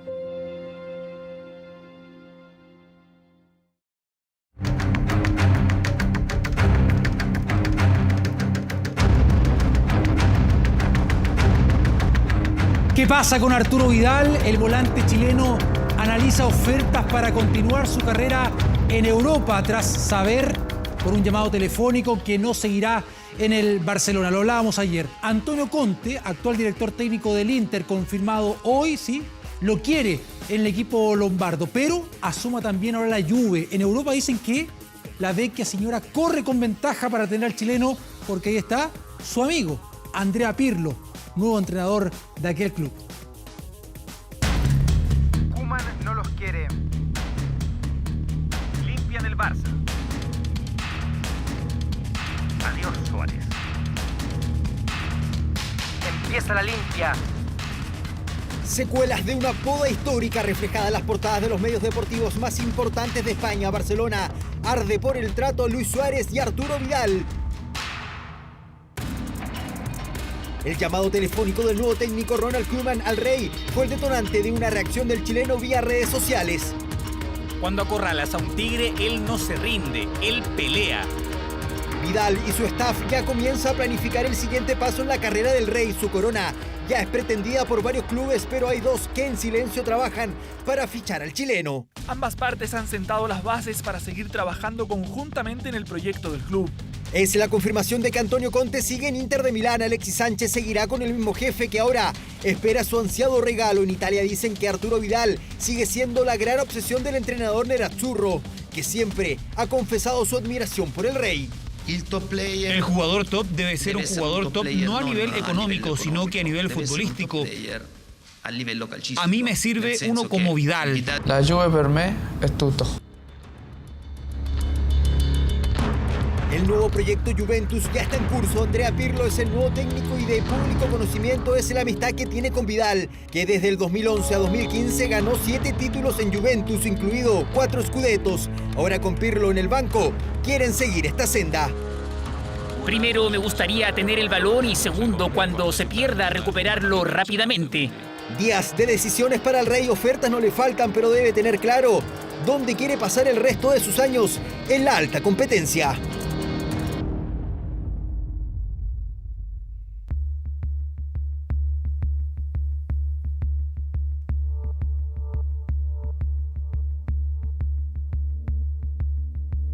La imagen para Lionel Messi, argentino que provocó hoy un terremoto en el Barcelona.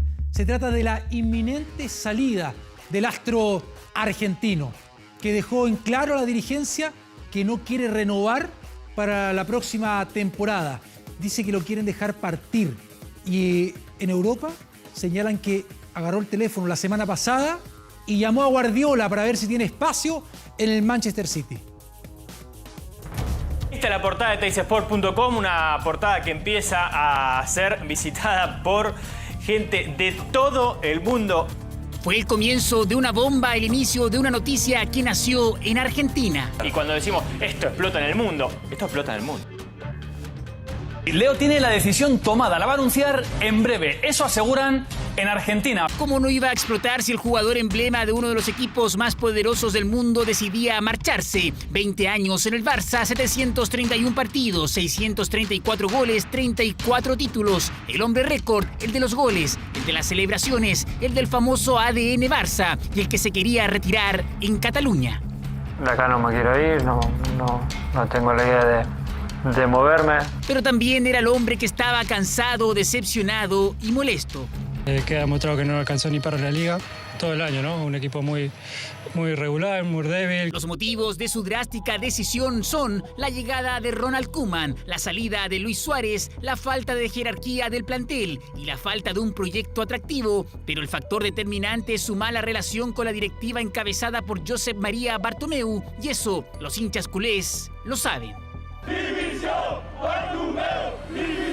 Bartomeu dimisión se escuchaba fuerte en las afueras del Camp Nou. Ahí los fanáticos azulgranas protestaron ante la inminente salida del argentino, como si los estuviera escuchando, gritaron: ¡Messi, quédate!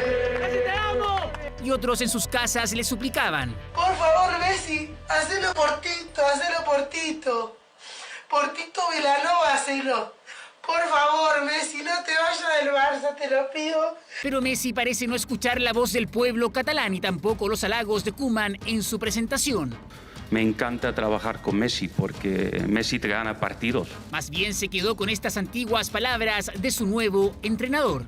Messi tiene más de 30 años. Estos seguramente llevan unos años más, pero ¿después qué? Un día pasará. ¿Después qué? Hay que cambiar. Números impresionantes serían los que deja Messi en el Barça, estadísticas que podría incrementar en Francia, Italia e Inglaterra. Sus posibles destinos, aunque ya muchos piensan en un reencuentro con Guardiola en el City, quizás ahí Leo vuelva a mostrar esa sonrisa, porque su partida de Cataluña es prácticamente un hecho.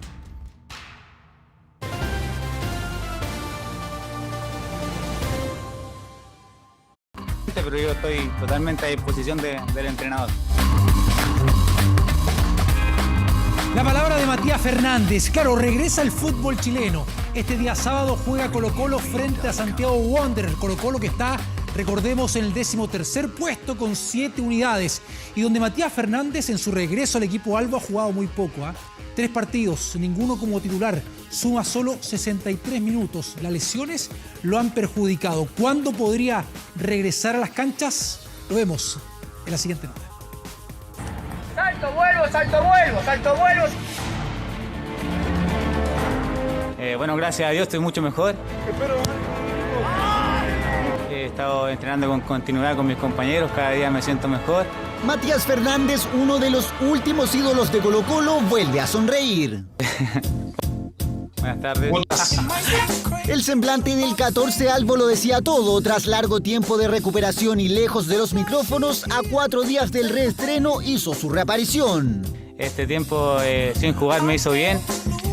Pude recuperarme de la mejor manera. Y claro, si del 29 de febrero de este año que no jugaba, esto por la rebelde lesión en su rodilla derecha, dolencia que poco a poco iría quedando en el olvido. Y espero poder ser de gran aporte para mis compañeros, para el equipo y para la institución. Fernández, además de ser ídolo de Colo-Colo, es hincha del club. Sabe que en lo deportivo no ha sido un buen año, por lo que su preocupación es la de todos los fanáticos. Es que nos vaya bien, que le vaya bien a la institución, a Colo-Colo, poder salir de esa posición que no es agradable y que el pueblo colocolino no está acostumbrado a estar.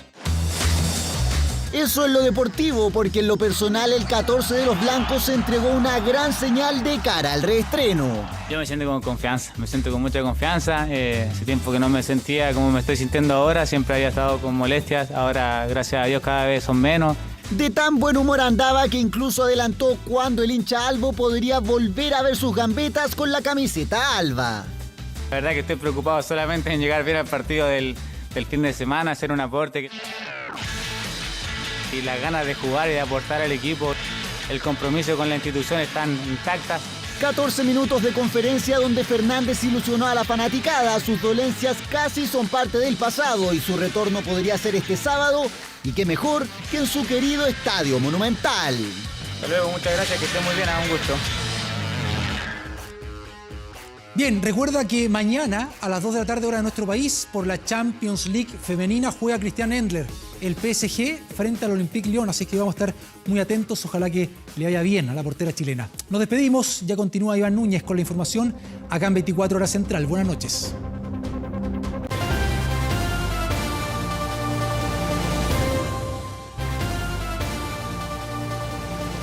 Ya estamos de regreso con las noticias. A más de 2 años de la muerte de Omar Díaz, un trabajador de 57 años en Punta Arenas, la PDI detuvo a su esposa y sus 2 hijos acusados del asesinato.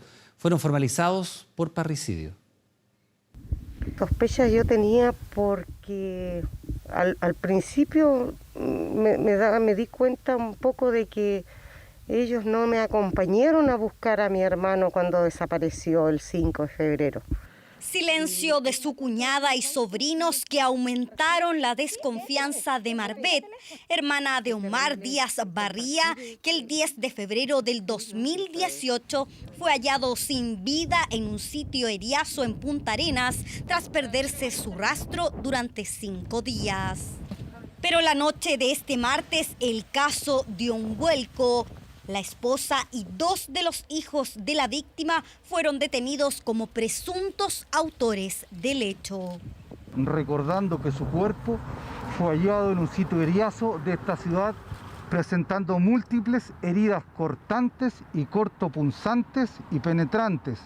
Según la Fiscalía, 85 cortes en distintas partes del cuerpo recibió Omar Díaz Barría. Además, fue la propia imputada y esposa de la víctima la que tras su desaparición puso una denuncia por presunta desgracia. Momento en que cae al suelo exánime, pero aún con vida. Y en tales circunstancias, los imputados aumentan deliberadamente el mal a la víctima, asestándole otras múltiples estocadas, lo que condujo a la muerte de la víctima sin que ninguno de ellos, vale decir, ni su cónyuge ni los hijos imputados, hayan impedido la consumación de la muerte. Tras 2 años de investigación en el caso, la PDI detuvo al núcleo familiar en su domicilio. Fue una cosa tan dramática, es más aún, es más terrible todavía si está involucrada la familia. Pues era tranquilo, nunca sentí un grito, pelea ni nada, ¿no? Nunca. Este martes, los 3 imputados fueron formalizados por el delito de parricidio. Esto es una atrocidad horrenda, que ojalá la justicia y los jueces tomen conocimiento de este tipo de acciones y de maldad. Y quiero justicia solamente. Caso que tuvo un giro total en Punta Arenas, por el que la Fiscalía ahora investiga al vínculo más cercano de la víctima y que tiene a la hermana del fallecido reafirmando las sospechas que tuvo desde un principio. Y la ministra Romy Rutherford dictó nuevos procesamientos en contra de 2 excomandantes en jefe del Ejército, Juan Miguel Fuentealba y Humberto Oviedo. Ambos habían sido encausados por la magistrada por malversación de caudales públicos. La decisión ahora es por el delito reiterado de falsedad de documento público provocado por las declaraciones de gastos reservados que hicieron ante la Contraloría General de la República mientras dirigían la institución. Según la investigación, ambos habrían informado que los dineros cuestionados fueron destinados a seguridad e inteligencia. Sin embargo, la indagatoria apunta a que fueron utilizados para fines personales, alejados de toda la función militar. A Oviedo y Fuentealba, en sus procesamientos previos por malversación de caudales públicos, se les cuestionó 3.500 y 2.500 millones de pesos a cada uno, respectivamente. Y tras una ardua lucha contra el cáncer, falleció a los 79 años de edad la ex ministra de Educación y primera mujer embajadora en la Santa Sede, Mónica Jiménez. Asistente social de profesión y con una larga carrera política vinculada a la democracia cristiana, luchó por la recuperación de la democracia y dedicó su vida a entregar una mejor educación para Chile. La exministra inició su carrera pública en 1988, cuando utilizó su voz para convocar a los chilenos a votar por el plebiscito.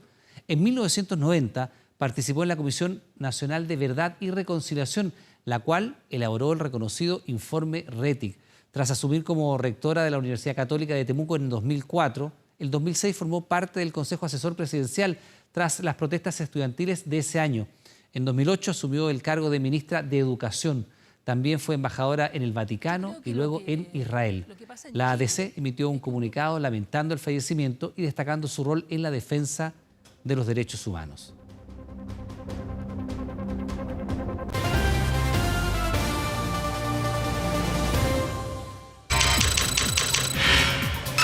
...24horas.cl. Vamos a nuestro portal de noticias. Atención con lo siguiente, porque hasta 500.000 pesos puede entregarse por el aporte fiscal para la clase media. Hasta el 14 de agosto, el Servicio de Impuestos Internos informaba que más de 1.600.000 personas ya lo solicitaron. En nuestra sección 24 Data de nuestro portal de noticias 24horas.cl va a encontrar los montos que se entregan según ingresos y otros aspectos claves para recibir este beneficio. Bien, pues estamos terminando las noticias. Le damos las gracias por estar junto a nosotros. Permanezca en nuestra sintonía. Ya llega Fuerza de Mujer. No se lo pierda. Que tenga buenas noches.